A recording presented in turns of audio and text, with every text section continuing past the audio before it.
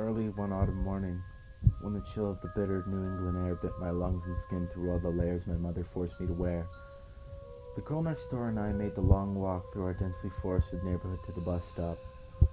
She, blonde, 1 year my junior, sustained a sunny one-sided conversation about the promise and potential the sixth grade held. I, dreading another day of middle school, and unaware of how much worse high school would prove by comparison, did not have the heart to contradict or disillusion her. Instead, I let my mind and gaze wander, lighting on the frozen plants by the roadside and memories of a lost summer that seemed ossified inside them. We trudged on, breaking frost-lined leaves underfoot.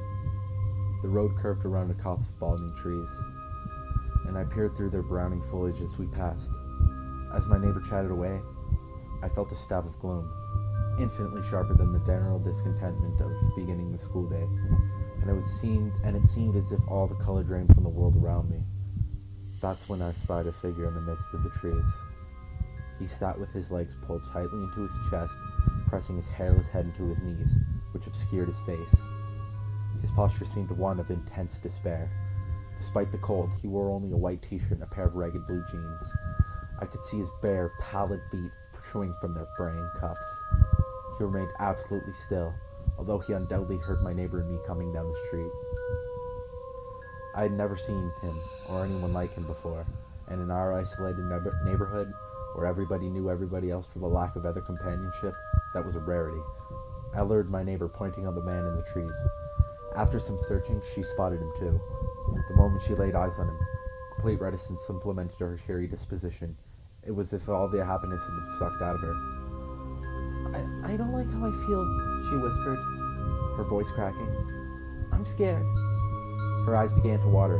I was about to tell her that I also felt uneasy, but stopped short as I noticed that a saline sting began to well up under my eyes as well. The autumnal colors around me blurred and faded. Blinking them back into focus, I found that they had become utterly achromatic. The trees and leaves around the copse had turned black and white.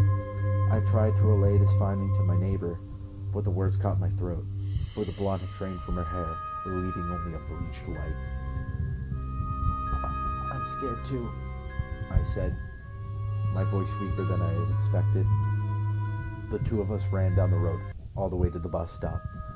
The frigid air pricked our lungs, but the pain of catching our breath in such a chill air was nothing in comparison to the relief we felt. I looked around and saw green lawns, orange leaves, and blue skies. My neighbor's hair glistened gold again.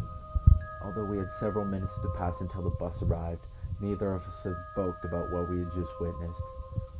In our shared silence, I ruminated over the curious spectacle of the Sorrowful Man. What exactly had I seen? My first thought was that he had drawn all the life and color out of the area around him. That sounded absurd. Who had ever heard of such a thing happening? My rational side took over from there. Nobody ever heard of such a thing because such things did not happen. I must have imagined it because the sight of the man must have spooked me. Then a pang of conscience struck me. We had seen a man in the woods, likely in distress, possibly ill, or lost, or homeless. Neither of us had offered to help. What if he was in trouble? We could not afford to leave him there alone. All this I relayed to my neighbor. Despite some misgivings, she agreed. We dashed back to where we had seen the Sorrowful Man, worried that he might have frozen to death in the meantime. When we arrived, however, he had disappeared. Not even his imprint remained in the icy leaves on which he had sat, although our own footprints from our brief pause by the trees stood out clearly in the frost. Otherwise, no prints led to or from the copse, whose dull brown hue had returned in our absence. In the many years since the initial sighting, neither of us have glimpsed the Sorrowful Man.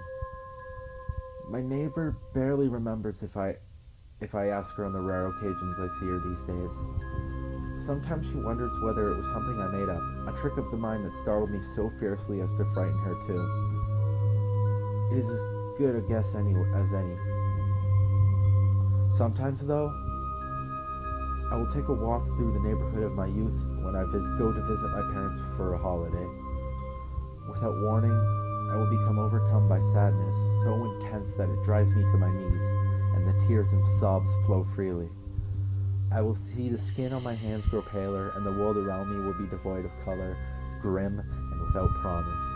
It will take every ounce of my resolve to stand up and flee, to run until the colors and the will to live return. I suspect in those moments that the sorrowful man is still out there, somewhere, hiding in my periphery, following me. I find it far less scary than the more likely explanations.